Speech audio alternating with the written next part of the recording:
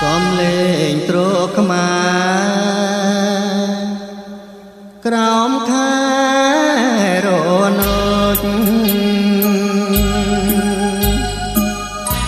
ក្លិនស្នេហ៍អាស្រោចពាពេញលោកី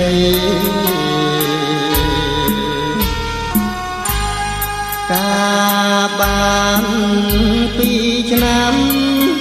ប្រសពបិទត្រីប្រពន្ធក្បត់ប្តីលួចលៀងស្នេហាកាលបងស្នេហ៍អូនក្រាបលូននៅសំផ្ទះនៅមុខចាស់ចាស់បាច់ពោកាស្លា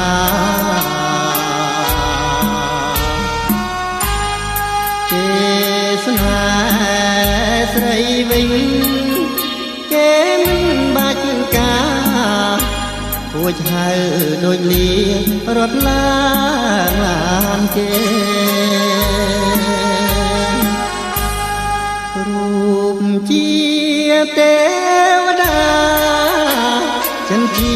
នរងថ្ងៃក្រោយគេវៀងស្បែកលងដូចទេខ្ញុំមិនណែទៅបួសមិនលេបថ្នាំទេចាំមើលស្រីស្នេហ៍ចិនចាកដល់ណា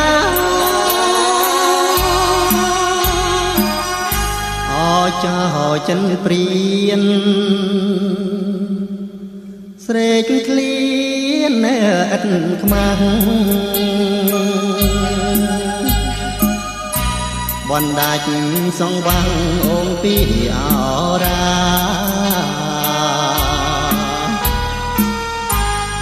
បារូបព្រៀនវិញព្រៀនឈ្មោះយ៉ាងណាសូមម្ចាស់កម្មពីផ្ដន់ទីព្រៀនផង